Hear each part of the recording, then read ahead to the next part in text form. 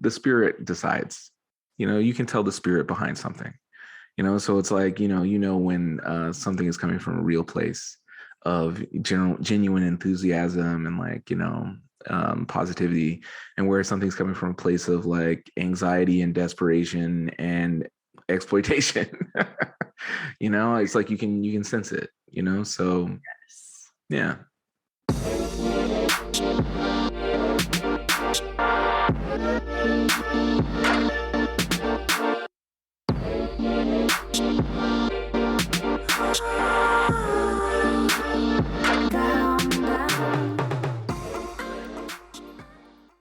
Welcome to Why Not Both, the podcast all about how our multiple passions shape our identity and our lives.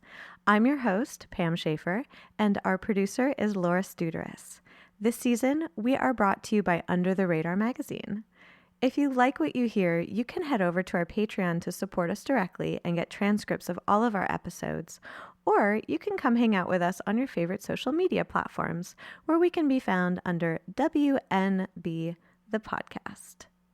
For this week's interview, we got to spend some time with writer and musician Cadence Weapon.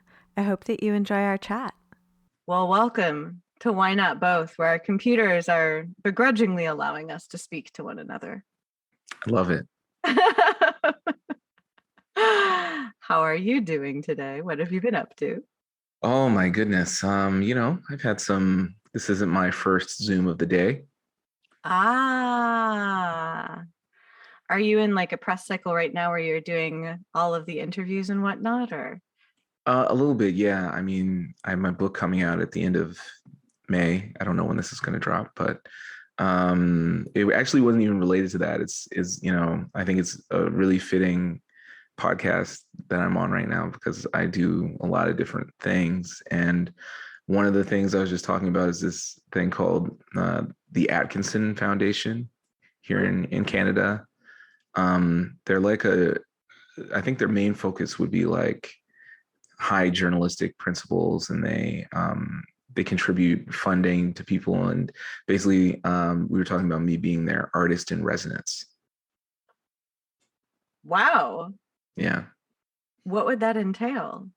Well, we're hammering out the details, but it seems like, just talking about basically doing what I'm doing already. They just want to support me.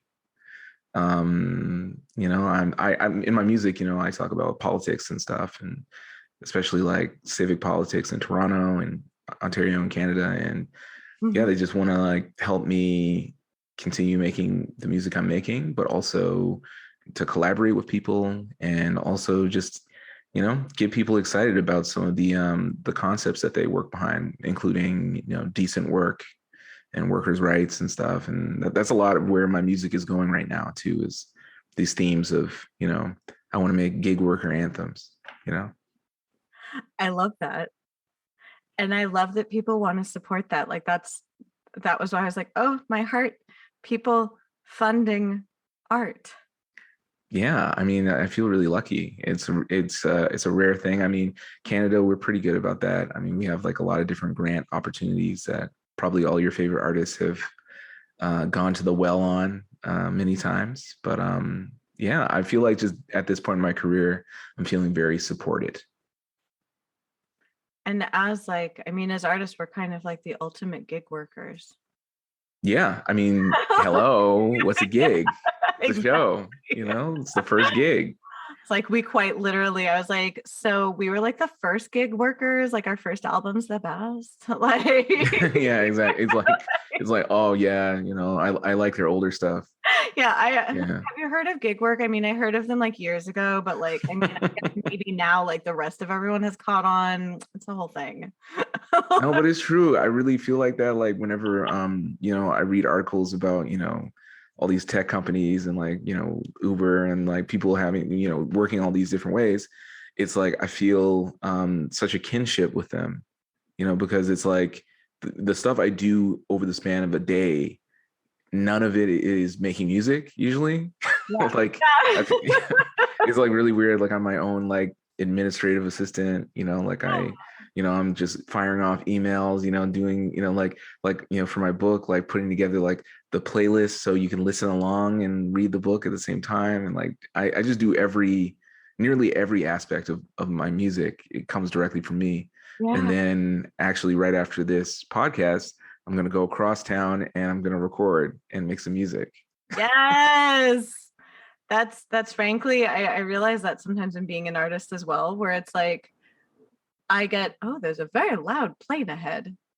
I was like, I don't know if you can hear that over the No, mic. I couldn't hear it. Ooh, I was just like, spicy. Wonder what that was. I'm in Los Angeles, so occasionally something will fly overhead where you're just like, movie, real, movie and real, helicopter question mark? Trippy. Yes, yes, strange things in the sky. But I get so excited when I get to actually do the music part of being a musician, because there's so many other things involved. And even like you said, where like your creative and political expression are taking so many forms, but then there's the logistics around those forms that when you actually get to delve into the creative bit of it, I sometimes feel like I'm like, oh, what a treat. Absolutely. Like, Oh my gosh. It's one of those things that you forget how enriching it is for you when you don't get to do it as often. That's the whole point of everything I'm doing is I just want to make music. yeah. And it's usually, the last thing I get to. But I had an opportunity just over February. I was actually in LA for the whole month. Hey. And I was just recording. I was just doing sessions, like hanging out with people and just being solely creative. And I just kind of left everything to the side. And Yeah. that was so enriching. And it's just like, even like after doing the first track, I was just like, yes, that feeling. Yeah, that's why I do this. It's that feeling of I'm doing the right thing for myself, Yes, that feeling of like, yes, this is an alignment. I like this. It's like eating healthy or something. Like it's like having a Yes, vegetable and you're just like, oh damn, you know what? I did need that. that's how I feel whenever I love going for hikes around the city. And it's always right before I'm always like, oh, is this worth the effort? And then in the middle, I'm like, this is 110% worth the effort. That's totally true. That's like for me, running is like that. I'm like a big jogger. And actually, yeah, my whole last album, Parallel World, like I came up with all the lyrics while running. Like Mhm, I find it very creatively charging, the mhm. whole process of like the forward momentum or something. Yeah. But it's like when I haven't done it for a long time, then I do like a big like 10K run or something. Like I'm like, oh yeah, like the endorphins, like I'm feeling it. Yes. I mean, it sounds like I'm curious if the things that you do kind of fuel each other because it sounds like they do kind of dovetail with one another. But do you feel that way? Like if you're working, say, on like the book that's coming out, does it then like kind of in the back of your mind, you have like music kind of fomenting there when, you're running? Are you thinking like, oh, here's this other way I can express this idea? Like when you're doing one thing, does it help kind of fuel the other? I think now, yeah, I don't think it always was like that. Like I feel like I used to have everything very segmented in my mind. Mm, But now everything is very interconnected. Like I was working on the book at the same time as my last album. So I was like, writing songs at night, usually recording at night, and then during the day, like I just get up, get a glass of water, and I just be like typing away, working on a book, and I realized like I would, the book is it's pretty much a memoir. mhm, I just talk about just how my career has gone, just like previous albums and my experiences in the Canadian music industry. mhm, And what I realized as I was doing it, it really informed the music I made for the future. Just really going back, looking at like old emails, thinking about like how I handle certain situations. It mhm, really made me think of like, oh, well, I want to get back into the spirit of how I felt when I first made music. It mm, reminded me of just being like a teenager in my mom's attic and just getting back to that like childlike feeling of just like having fun creating. And I yeah. feel like it really paid off on this record. Yeah. Well, I mean, it sounds like in a way, like your younger self kind of became like your mentor in that way, which is kind of fun. Oh, that's my little buddy. Yeah. Yeah, the young me. I keep him in my heart whenever I can. That's cool. Like thinking about it that way of like reflecting backward helped you kind of like reflect forward. And I was curious how that, when you had said that like the organization that's like helping fund you was like, speaking of like journalistic stuff, I was like, did you then research like other people in the music industry? Did you research the industry itself kind of that was happening around you, or like, yeah, I was just curious about that. Oh yeah, no, I did a little bit. Yeah. I mean, so much of the book is about just the scene around me at the time. And, I go back when I used to live in Montreal, and, I was like really a part of this music scene where it was just like my neighbors were Grimes and Mac DeMarco and like Tops and all these different bands, and just kind of being in that milieu. And, Yeah. it felt like our lives were a movie and something, and at the time I was like, somebody should write a book about what's happening. And I didn't realize at the time it would be me doing it. That you'd be writing the book. You're just like, oh. Yeah, like I mean, so much of it is just not actually even just about me. It's really just a reflection on, I guess, almost like a period of time and a specific place. How do you feel like that specific time and place informed kind of the different trajectories of everyone you mentioned, including yourself? Because it sounds almost like what I imagined was, I mean, I don't actually play pool, so this might be a terrible analogy, but I imagined like, whatever happens when someone hits the white ball and it makes all the balls go in the different directions and they all do exciting, spicy things. That's what I imagined, is you're all in this little time and space. And then I was like, keep you. That's exactly right. I mean, for me, at the time, what I realized was, I used to I listened to so much music, and I've always read all these oral histories and like, biographies about musicians and just about their scenes and stuff. And I started seeing parallels between them and what was happening at the moment in Montreal. And then I started thinking, it's like, okay, well, it's like I can kind of see who in our scene is going to be like a cult classic artist who's going to be rediscovered like 20 years from now, or like who's going to be like the Bob Dylan of the scene or whatever, like, just kind of like picturing all this stuff, and it was just weird because I was doing it in the moment, like while we were living our lives and stuff. That's always a strange moment when you start. I was talking to a friend about this last night. Like, I mean, we all tell ourselves the stories of our lives anyway. That's how we make sense of things. But like, that in a way, some of us are prone to almost like mythologizing, and especially with social media and with the ability to encapsulate things, that it's like you can have like the life that you're experiencing, but then also you have like the mythology of what you're experiencing as well. Yeah, I mean, I definitely felt like maybe we had a bit of the main character syndrome going or something, like, well, it really did feel like that though. It was crazy. It was like, there was just a big happening occurring like every other day, and like there's just so much like cinematic energy to it. It's just like, damn, like life is crazy. And it was only like that for like a few years in that specific time. Like I've never felt like that ever since or before.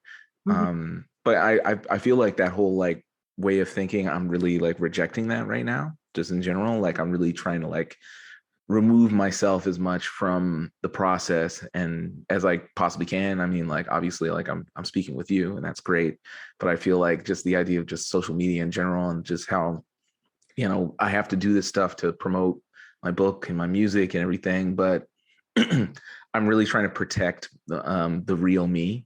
And I'm feeling I'm kind of losing a sense of like my true identity through the way that I have to project myself as an artist so often.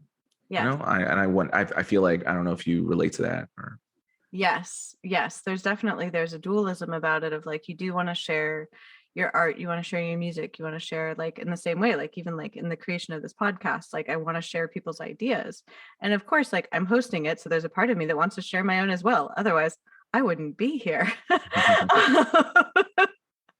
But there's that protective aspect of, there are things that I do believe, like for instance, like I don't post about like my personal life online, and even to the extent of like, I'll occasionally write like, after I was at an event, I might write about it or I might post about it, but I never post when I'm actually where I am. I'm in space. And like I'm very private about like who I'm close friends with, who I date, like things like that, because I don't want to then have to be almost like battling these versions of myself that other people have created, or that even I've had a hand in creating. Absolutely. I mean, that's a big dilemma. It's like for me, the whole like fame and people being interested in what you're doing is just like a byproduct of the fact that you make something, right? Yes. It was not really a big interest of mine of why I got into making music or whatever. It was just like the expression was the number one thing for me. Yeah. And I've just been struggling to navigate like the other side of it, where it's just not really my vibe at all. Like it's like people, it's nice people coming up to me like and being like, oh, I like your thing or whatever. Or like, it's nice to have people appreciate it and resonate with what you're doing. But it's Yeah. also just, I'm trying to be normal person, and I'm just trying to like, balance that out. But also I want to be able to say I've done everything I possibly can to promote my work and put it out there. And, I want to leave everything on the table. But, I also want to protect myself too. So I'm just navigating that now. Yeah. And especially like you had said about how, everybody had main character syndrome, but y'all are main characters. So like in a way, I'm just like, well, it's a little of column A, a little of column B, but like you really, everybody in that constellation does take up their own space. But yeah, it's a difficult one to navigate. I was reflecting even that you mentioned Grimes and like thinking about the interview that was published with her. Was it Vanity Fair? Where like the author, like the Yeah. journalist there and like accidentally discovered that like Grimes had a daughter. Like Yeah. things like that, where it's like, how do you protect things like that? How do you have your life away from other people? Not because you're hiding something, not that it's like a horrible secret or anything like that, but how do you just like lead your life? Of course. I mean, yeah, it's all about privacy. It's how much privacy you want to have, like, it's like, how much do I want to let people in on my relationship? Like there's certain stuff that I want to just keep for myself. Right. Yeah. But then it's also like, I don't want to be inauthentic or something. It's like, I have this, Yeah. honestly, I've been just doing all this like mental calculus with this stuff so much. And it's like with somebody like Claire, like she, I suspect she had an inkling that her child would have been discovered Yes. upstairs crying. It's like, so I mean, I feel like people construct their own reality for sure. Yes. It's like you can decide how much of yourself you want to give to people. Yes, especially if you're inviting someone like into your home, things like that. Like I've only done even for the pod, like prior to the pandemic was when I had started it because I was very curious about talking to people in multiple fields. Like I do music, as you might have noticed. When I'm not doing that, I had a solo therapy practice, and now I run a group practice where I train other therapists. And so I've always been kind of like in both realms. And I was just like, oh, there must be other people who are in multiple realms. Why don't I chat with them? And if you had said to me at the start of 2020, you're going to speak to over 100 people, but through your laptop about so many things, you're also going to be trapped inside. I'd be like, what? I guess like I just started this journey to see if other people have multiple creative paths. No, I mean, I feel like, I think we're going to look back on this time and realize that it was actually a really creatively catalyzing event, for a lot of people. Like for me, like I was having a lot of momentum going, and I was like a lot of like in-person stuff, a lot of live shows. Like it really felt like, I was building up to something, and then it was suddenly like cut off. And then, my process was like, I just like left everything alone. I just didn't do anything for a few months or something. Like I was just like, I just want to be in what is happening and just kind of observe and just, be chill. Right. But through that absence of activity, I ended up writing a book and, making an album and, really, doing so many different things. Like I started like a Twitch page, like I started like a TikTok. I have a Substack newsletter that I write. Oh, awesome. And all this stuff ended up kind of coming together to build this like new artistic persona for me. And it's worked really well. But it wasn't like something I planned. Yeah. And I don't think I would have been even able to do it if it weren't for that kind of pause that happened. I feel similarly where it's like, I don't think this would have taken the form that it has. because I don't think I would have had like the kind of that space or opportunity for it, because I wouldn't have known to craft that space for it. Totally. Yeah. I mean, blessing in disguise, let's say. Yeah, it's like it You wouldn't know? have occurred to me. And it sounds like same thing where even though you had in the back of your mind, like someone should write a book about this, it sounds like you were pleasantly surprised that it was like, it's you. Yeah. Reading the book. Yeah. Yeah. I mean, because I was thinking just like, well, I was there the whole time. Yeah. Right. So it's like, damn, I might as well write it. And I'm curious, like when you're writing like your Substack and when you're writing the book, like what subjects are you drawn to? And do you feel that that's changed over this time? Or like, I guess, how has that evolved? I think my big thing with writing now, because I used to write for Pitchfork, I used to do like music journalism, kind of around the same time that I first started putting out music. Mm-hmm. And I've always had interest in that. Like, I feel like some of the stuff on my newsletter is just like, I just want to write about music in a very pure way that isn't specifically like, oh, this corporation wants me to write about this band or something. Like, I don't want to do that anymore. I don't want to ever have to do something that somebody has asked me to do. I feel this in my soul. Yes. Mm-hmm. Right. But I feel like the kind of topics that I'm covering in the newsletter, my big key for writing is to write about things that only I can talk about. Mm. I really want to tap into things that are very specific to me, very specific to my experience. And, I feel like the closer I get to like the essence of, a true feeling inside myself, the more people resonate with it, and it seems to work very well in that way. Yes.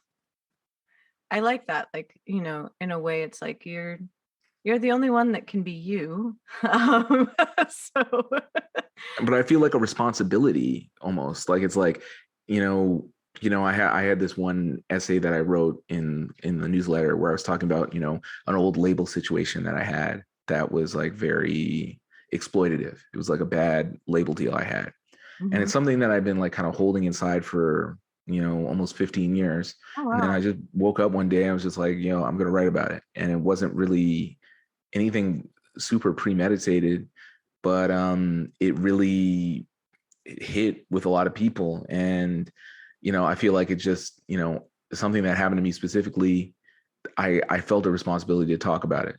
Like I felt like it's like, I can speak to something that a lot of people are feeling right now. So I should, Mm-hmm. and it's like, that's become like kind of one of my guiding principles for everything I do. Even with my music now, it's like I try to rap about things that's like I can speak to this, I can speak truth to power, like I understand a lot more about Canadian politics, and I'm starting to make an impact in municipal politics, and I'm talking all these different like I don't know, I'm getting into like these weird places that I never thought I ever would in the last couple of years, where it's like I'm having like city councilors are calling me up and stuff, and we're talking about how can we make Toronto better. That's wonderful. My brain literally went to, are you in city council meetings? And then I was like, do they have those in Canada? And I was like, yes, they must, Pam. Yeah, they do. And the thing was, like, over the pandemic, I started watching them for the first time, like, because they were like virtual, and I was like, wow, oh, this is how things get done. And also I was just like, who the fuck are these people? Really? Like I was like, who are these people? Like, who voted for them? Like, and then I started doing more research and being like, oh, they only won by like 200 votes or something. It's like, I don't know. My big thing has been trying to get people more politically engaged and just more socially aware, because I feel like our society will be better off for it. Yes, and that it starts on that granular level that I think that so many people are focused on. And I do think it is important to focus on global politics and things like that, but realizing what impacts the community is often the local politics. And like you said, you're like, who are these people? How did they get here? What happened here? Like my dad is really active in local politics and like as a city commissioner, and like does all of like the like different neighborhood council and city council things. And so I grew up kind of around that and had awareness around it. And in a way, like I remember sometimes quite honestly as a child being bored by it, but as an adult appreciating it more in a different way, because like that's where community change happens, because people are like, well, how could such large change happen on even like a national level? And it's like, well, you have to like scale it back down, because you can see where it comes from if you go to, it's kind of the chasing the turtles all the way down. I have a theory about this though, Yes, about why politics are boring. do tell. I feel like they make it boring on purpose so people don't want to be engaged and involved in it, especially young people. This is my theory. Like, especially Canadian politics is so boring, and they make it sound super boring. And they make the language as difficult to understand as possible. And they make it, like this council meetings at a really inopportunistic time for you to check it out. And it's all by design, really, to keep us out of the process, And so I felt really engaged to get people excited about politics and make it more interesting and like rapping about it and stuff. Yeah. That's a phenomenal theory. And I think you're onto something, because I know people who watch, I don't know if they have an equivalent in Canada, but have you ever witnessed C-SPAN? Yes, I have witnessed it. That's the best way I know of to talk about C-SPAN, because it's not like you actively watch it. I know people that use it to like fall asleep. Like it's like watching a glacier. It is moving, but very slightly.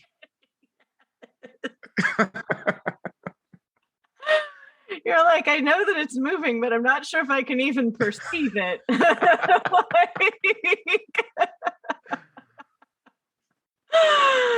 Yes. And so bringing life to it and bringing interest to it so people can actually be involved in it, I think is very important. Because people like being emotionally involved in things. I was reflecting on that, even like I was at the start of the pandemic, I ended up in what we called the quarantine. Several of my friends and I like to creatively co-work together a few times a week. So we were all together anyway. And what we decided was like, one, like if one of us has it, probably all of us do, because like we're all just hanging out all together, like the four of us all the time. And we're like, also, we probably would be better as a team instead of each of us trying to like, we don't know how long this is going to go on.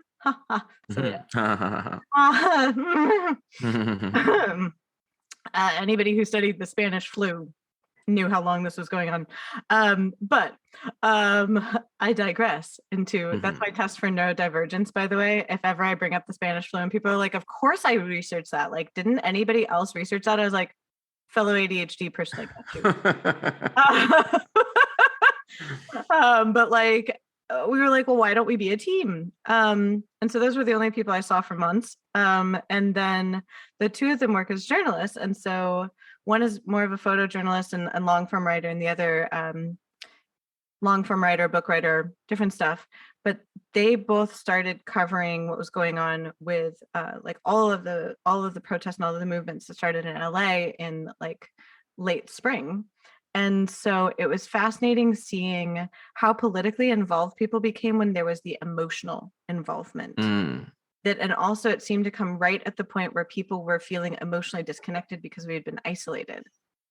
Absolutely. I mean, that is what happened with me. Exactly. Because I was, at home like everyone else. We were stuck at home.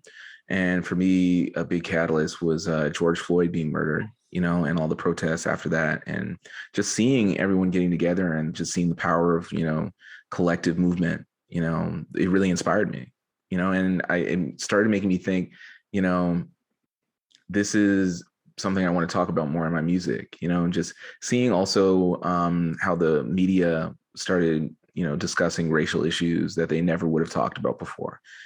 Starting to use like language, talking about like microaggressions and, really delving in, talking about like systemic racism. It's like the first time I've ever heard that on like CNN. Like, I'm like, what? Yeah. And really feeling like, oh, I'm actually being seen really for the first time. And it's like, this is the time for me to really go all in and talk about this stuff because, people are really like listening for the first time, so it really inspired me a lot. And I feel like everyone I know is more politically engaged than they ever have been, and I feel like this is a really I feel like we're losing momentum now that, people have decided that, the virus is done or whatever. But I just felt like for a while, we really all had our minds in the right direction. And I feel like we've got some elections coming up here in Canada. And I'm really just trying to rally the troops, get some events together, get people excited again and motivated for some political change. Yes. And being able to have that emotional involvement, because what you said about that people, are having this moment of almost like COVID aphasia, where people can't hold on to something that distressing for that long. Like it actually stresses us out to the point that then we can't deal with it. So in some ways that does have to go up and down, because if we just think the whole time about how distressing something is, we just end up being, much like most of us were for the first few months of this, kind of just like freaked out tiny potatoes. Just sitting there being like, oh no.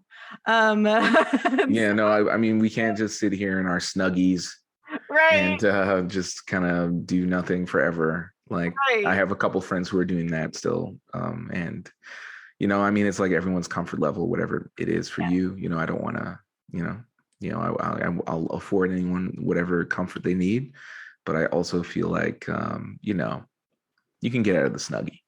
I was gonna say it can come in cycles where it's like, yes, comfort the distress of that and have, risk assessments that are good for you and the collective, where it's like, we don't want to do harm to ourselves and others.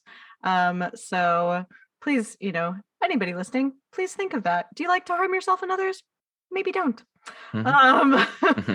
But to be able to capture that feeling of, like you said, being seen for the first time, in a way, it's almost like right now we're going through a phase where people must have their heads in the sand a bit again.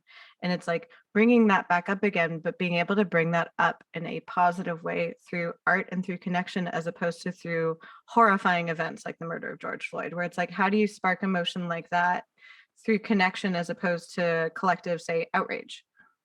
Yeah, I feel like it's good to lead with creativity and lead in a place that is artful, rather than leading from a place of capitalism, right?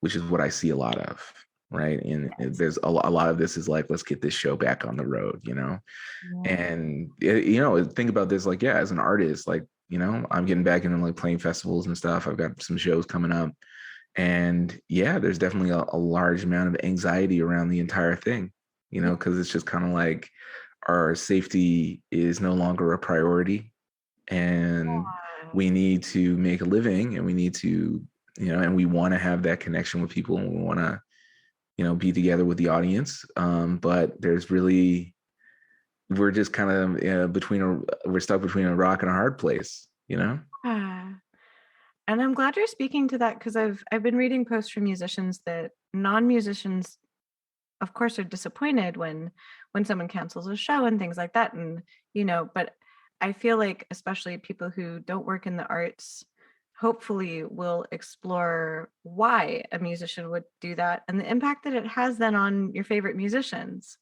That it's like, it's not just the disappointment of, oh, we can't play, but to know that it's like, that's a very fraught choice to have to make, because then you as the artist like lose that income and may in fact lose quite a bit. And so I don't think it's a decision that people take lightly, to do things like cancel shows. I don't think people totally understand what it means. Like, it's like, oh yeah, they'll just postpone the show and they'll be back and whatever. It's like, we need to get away from this idea of thinking of artists as like our own like personal like Pokemon that's just gonna like show up whenever we want, and as long as they're entertaining us, like everything's great, because it's like, for people I know who have had to postpone tours because people have gotten COVID, it's a calamity. It's like a complete disaster. It's like the worst thing ever. So much money goes into like putting together these tours. People don't really understand that. It's super expensive. I did a tour in the fall of the States, and every day, like, we were testing constantly and just trying to, like, we had to mitigate our behavior in a way that we never used to have to, and all of it was totally new and like scary, and we managed to get through it. But I just feel like going forward is like, people don't understand. It's like, when I see somebody with like a huge amount of tour dates, like I'm like praying for them, like I'm like, Yes. you got to get through this. But it's like, it feels like the audience isn't helping us, the venues, the government, no one is helping us with, being able to go from one show to the next, because it only takes like one misstep. Yeah. Yeah. And that affects not just the artist, but your entire crew. Yeah. Like, and yeah. I feel like audiences might be more on board if they had knowledge of it. Like that's always my hope, is that when people have more knowledge, like I'm always a fan of, hey, if you discover more information, you can always change your view on something now that you have more information. Yeah, that'd be nice. I would like that. That'd be great. I feel like this thing that I've noticed just over the pandemic too is that I think music is one of those things that people only appreciate when it's not there. Like I feel like, when there were no festivals, no one was able to even like produce new music, and there was that absence of it in people's lives. What were people doing? They were going back to their old favorites. They were going back, oh, let me watch them. Oh, thank God for Netflix. So I'm going to go watch a movie, or like, that was entertainment is what got so many of us through the pandemic, right? But then when we ask something of the audience, like, can you like just help us, please, and wear a mask at the show, like, please, we're not really getting the same support, Right. Yeah, I remember, wasn't it Bowie that was talking about like the danger of having almost like the faucet of music, where it's like, yeah, he was talking about the internet too. Yeah. I'm like, I don't remember the exact quote of it, but it was like the danger of things being too accessible in a way that then you take it for granted, so that then it kind of like ties into even how I think about like, when people talk about like privilege, where it's like you then perceive as something being taken from you just because you're used to it being there. But then not even questioning, why am I used to this always being here? Is this here for everybody? Like, why is this thing here all the time? Well, that's funny. Yeah, that's something I also noticed over the past couple of years, is like seeing people feel oppressed for the first time. Being like, wait a second, so many people, especially in Canada, with like the convoy that they had, these truckers or whatever. And it's like seeing, I had some tweets that went viral and stuff, and people were trying to like convince me. People were like, I'm a huge fan of you, and it's like, you don't understand, like, we want to get out there and see you play soon, and we're tired of all these restrictions, and like, I'm trying my hardest to be empathetic, but I'm also like, you have never been oppressed in your life, and you aren't able to, like, I don't know, go into a cheese store and like, without a mask on. Like, come on, man, fuck you. That's how I feel. The first thing that happens to you. Like, like, come on. And now it's like, it's all over or whatever. Now it's just, okay, cool. Everyone gets to feel unsafe.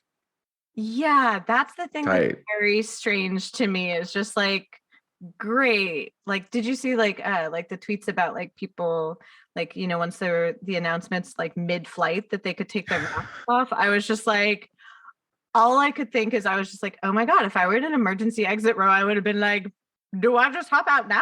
Like, that to me is so corny. No offense, but it's very American sounding to me. Like, it's like the death drive. We're like cheering on our own demise. It's like, come on, like, look out for yourself. It really, I don't know if you saw my eye twitch in response, because I do feel I'm like, I'm with you on this, where it's strange being from Los Angeles, growing up, like, I always describe myself as like, I'm off-brand white. Because I'm Jewish. And so like, to most people, I am perceived as just like quirky white. But then there are other people that like want to kill me with pitchforks, and they're a small minority, but they're vocal about it with the, pitchforks. Yeah. And so it's a strange place to be, because it's a liminal of like white or not white. And then same thing of like the privilege of growing up like in like an upper middle class neighborhood in Los Angeles. I feel in some ways very divorced from a lot of American culture. where like I perceive like things like this, like you said about that death drive and things like that. And I also think in some ways in Jewish culture, it's very focused, or at least my family and where I grew up was about like community and tzedakah and helping others and looking at what is your impact on the world. Like that's one of like the main tenets of like Jewish culture is like, how do you care for the world? How do you care for those around you? And so it's so at odds with this like extraordinary sense of individualism that's almost like, why are you punching yourself? That like when I witness it, I'm just like, how did that happen? I'm like, I technically did grow up in the same country. So like, how did I not get inculcated with that? I don't think I run about punching myself in the face. What are you doing? Like, Yeah, no, it's a strange culture thing. Like, I mean, we have the same thing here in Canada, where, there's the ugly Canadian as well. Like we have that too. And it's really making me think like why don't people understand like what this really is? Like the pandemic, like for me, it really is, I'm not a super any specifically religious type person, but it's like it seems like whatever is governing the universe is sending us a message. It's like clearly, right? Like this is not nothing, like it's something. And it maybe is indicating that maybe we're not cooperating enough, maybe it's indicating we're not treating the planet the way that we should be, and it's like, listen, time out to all y'all, this is like, I'm gonna hit you with like this plague unless you find a way to get along and cooperate. And it's like we're not listening and we're not understanding that, and we're cheering as soon as we can take the mask off. Yeah, it's so, I don't know, the way that my partner put it, he said he's just like, it's like, in the beginning of a zombie movie, you don't know who the zombies are going to be. He was like, in this one, we know.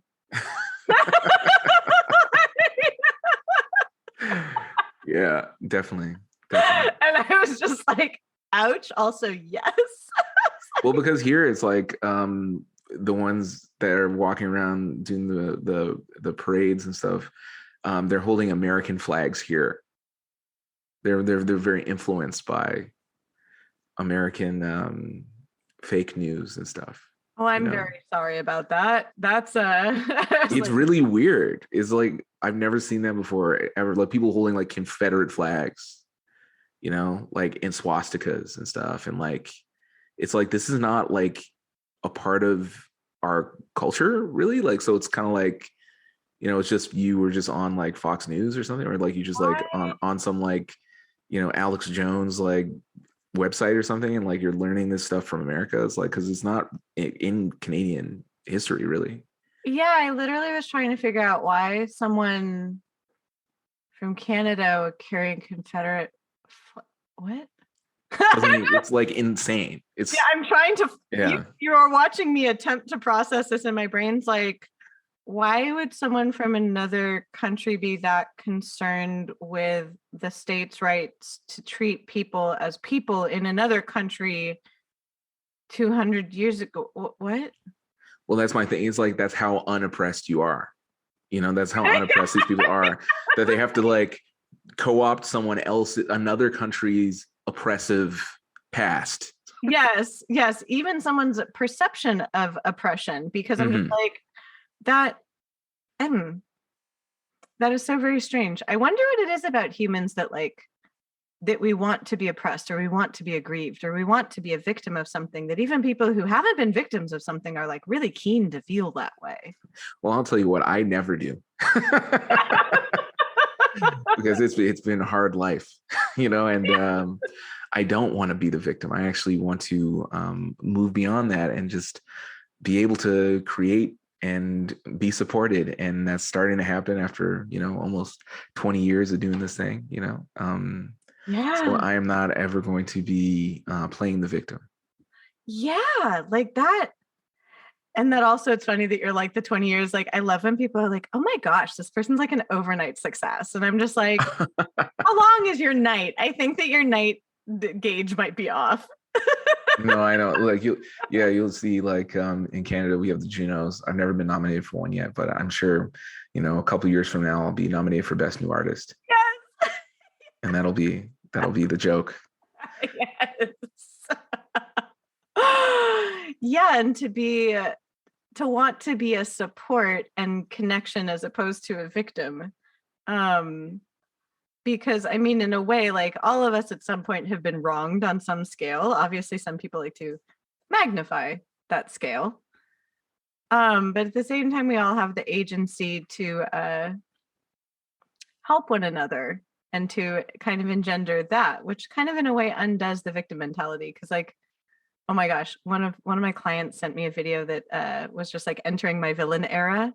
But when I watch, I love it when clients, by the way, in my therapy practice, send me stuff before sessions to be like, here's this meme that encapsulates what we will cover in this session. And I'm like, thank you, treasure.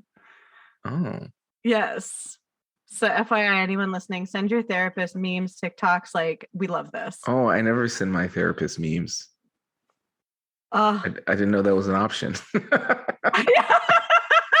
I was like, I have opened up another secret menu for you now. Wow. But I love it because it gives me great insight into what it's like when a client brings in, or when you bring something to a friend or a mentor or anybody, where you're just like, here's the song I want you to hear. Like, oh my God, you have to read this book. It gives you insight into like, where's this person at?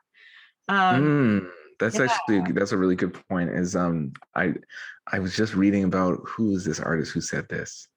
I don't want to take credit for this, but I can't think of the artist right now. But they were talking about they wanted to split the difference between how we act on Instagram versus how we communicate on iMessage. Right. And that's like the real us, is the way we will text with each other. And I feel like that's memes too. I feel like memes really, I feel like I communicate with my partner, my girlfriend, like with memes more than anything. It's like, that's like, there's some very romantic memes. There's some memes that I will always associate with her. And it's like, it's funny how it's such a big part of communicating with someone, Yes. I was like, the sheer chaos of the TikTok DM between me and my person cracks me up. It's like 1 second, it'll be like, here's how like our attachment style has like really helped heal our trauma. And then the next video is like, do you want to put these like sticky button things around the house so that way our phones can control our home by like tapping them? Like, it's like, whoa, yeah, crazy. oh my God, they're so cool. There's it instead of having like a smart home, it's basically like a little metallic QR code sticker, but it can link to your phone. Oh, yeah. What? I'll send you the TikTok. It was fascinating. Oh, I have a no TikTok diet right now. Like, I'm just kind of like, I will struggling not with it. The TikTok. Because when I start, it's hard to stop. I think they designed it that way. I think we're on to something. Yeah, I feel like it's like it moves very quickly, and the way it just serves up exactly what you want, right? That app learned me faster than any other app, and like definitely has shown me, like, I actually have learned a lot from that app, frankly. I agree. I actually did learn a ton from it. I was, but I feel like that's also by design, because it's like it wants you to feel like, see, you got something out of it, so come on back now. You hear? You want the dopamine? Come on in. Maybe I'll give it a try again. I don't know. Oh my God. I was just like, I'm so sorry to be your gateway back into TikTok. But yeah, that communication through memes, and even like what my client sent me was like entering their villain era. But when I watched the video, it was all about like what happens when you actually establish boundaries with people with whom you didn't previously have boundaries, and that they can react very poorly even when your boundaries are there to maintain your relationship. And I love the analogy in the video was about, like, say you've gone to this hotel before and they had a 24/7 kitchen, but then you go to the hotel and their kitchen hours have changed. You might then be very angry that you do not have 24/7 burritos because your expectation was 24/7 burritos. But now they're like, no, it is only burritos between these hours. And you're just like, well, now I'm mad that I'm not getting a burrito at 2 a.m. But if it had always been, here's the kitchen hours, you wouldn't be angry about no 2 a.m. burrito. I like that. No, so the idea is, if you set your boundaries earlier. Yes. Yeah, that's a big problem for me. I don't know if you want to get to work. right now or something. You're like, wait a second, yes. we transitioned to another style. Yeah, well, boundaries are hard. And you were even speaking to them earlier of what to share with people and how much of yourself to share in your artistic expression and what you put out publicly versus how much is private. And especially like, I mean, I feel that way as an artist too, where it's like, I want to share with people. I want to connect with people. And I find myself sometimes overextending myself simply because I enjoy connecting with others. And then I realize like, oh, hold up a second. Like, is that where I actually, ooh. Yeah, no, I mean, it's like, for me, it's like just the way I am. It's like, I want to just give everyone everything, like I want to just give all of myself, in the performance, or just, even on social media, like when people message me, I respond to everyone, every single person. And I like acknowledge every person. And it's kind of like, it's so time consuming. And it's like, I feel like emotionally exhausted after. And it's like, damn, why am I doing this? It's like making me like too tired to even like make music.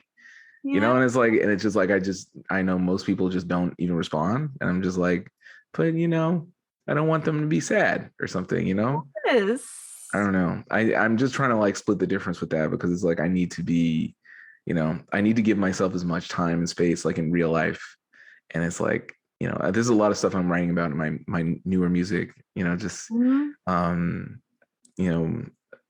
about reality versus Instagram, that iMessage versus Instagram kind of thing. I love that iMessage versus Instagram.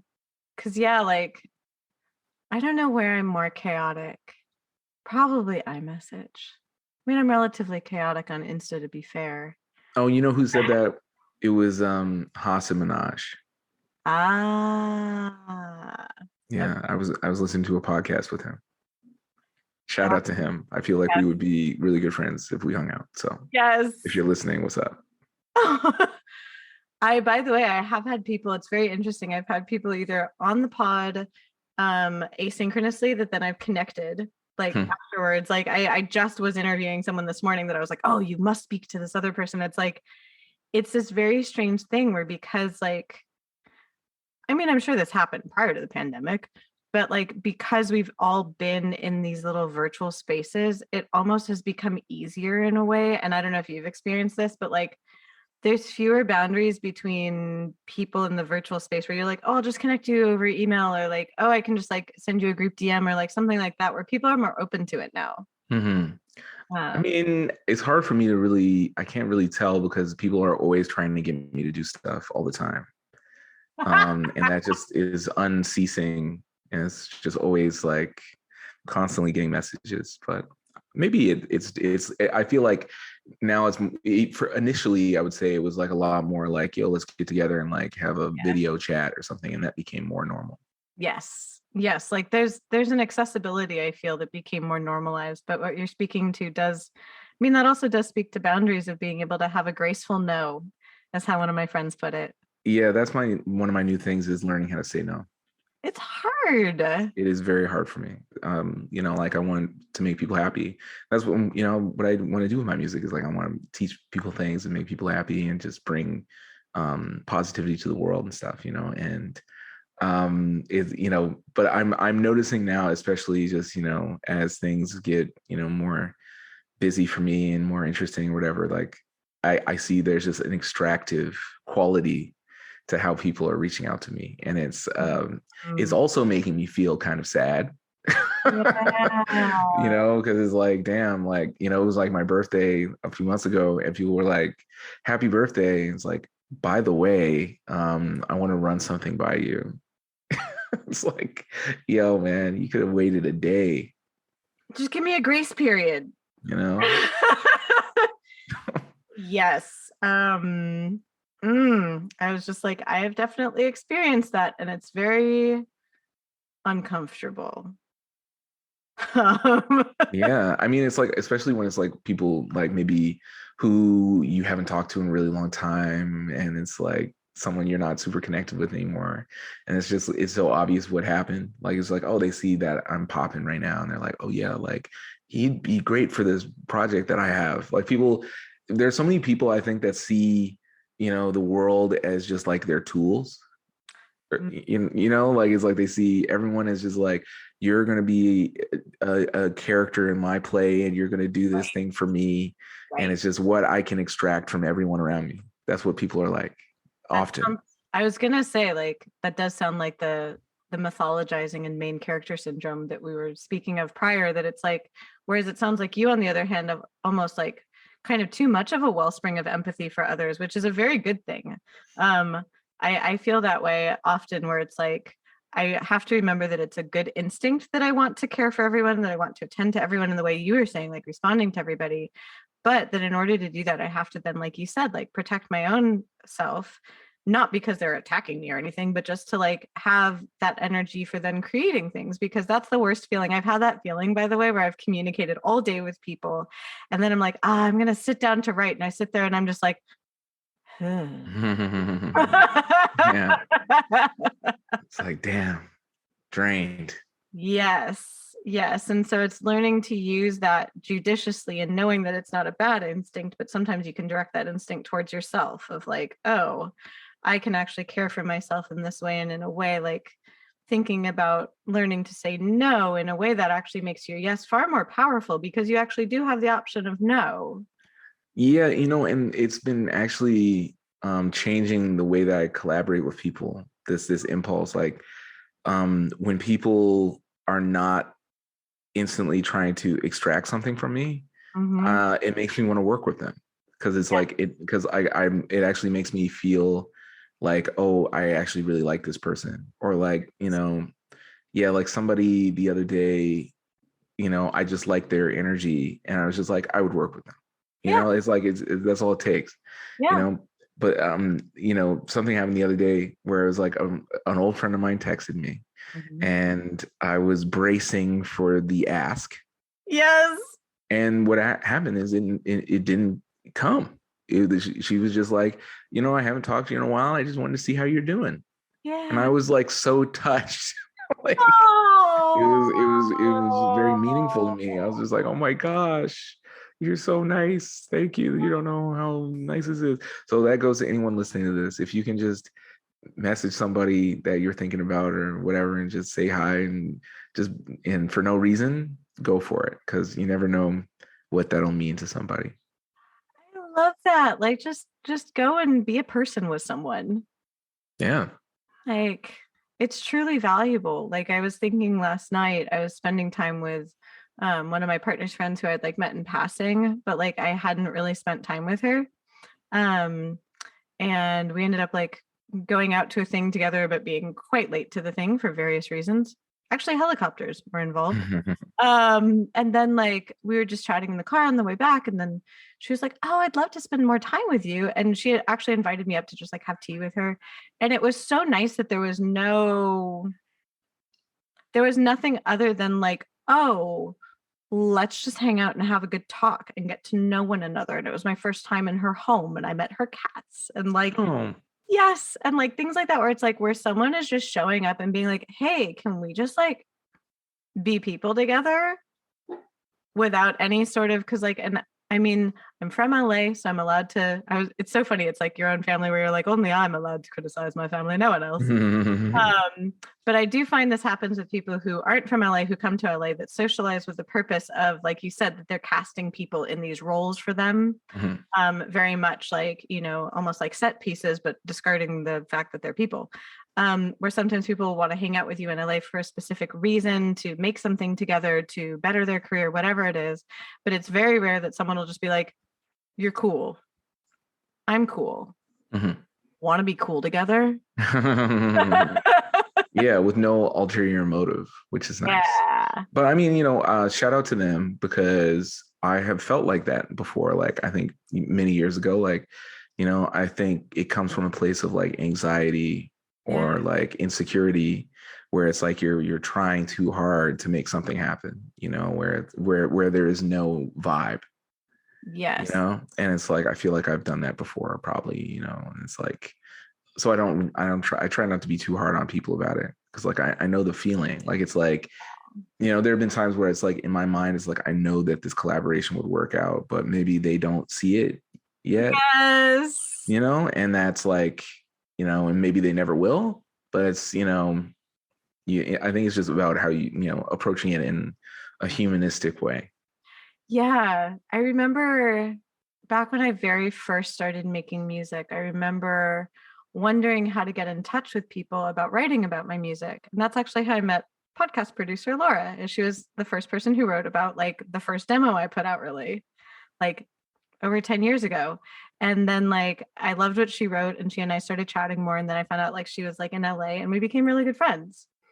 And I remember then reading, like advice on like how to get your music to journalists. And it was like befriend journalists. And on one hand, I was like, that is so sketchy to just like be friends with someone for a purpose like that. I was just like, who would do something like that? And then I realized I was like, wait, but it's different if it's a genuine friendship and kinship where you can help one another. Because for instance, I realized then I was just like, I couldn't like say do that to just every journalist. I would only do that with people that I'd actually be friends with. But then the people that I'd actually be friends with are actually more likely to be the people that would write about me anyway. Yeah, it's like funny. It's like we have a problem doing that as artists, but that's actually just traditional like business networking. That's just how it works. Like you meet people, and then further down the line, you're like, oh, this person would be good for this project or something, right? Yeah. And it's like very hard for us to see things in those terms without being like, oh, I don't want to be extractive or whatever, Yeah. Yeah. Like, it's like, I don't want to be transactional, but I discovered that as long as I'm forming genuine relationships, it's not that way. I think if I was forming like disgenuine relationships, it might feel that way. But for better or worse, I'm really bad at doing that. Well, I think the spirit decides. You can tell the spirit behind something.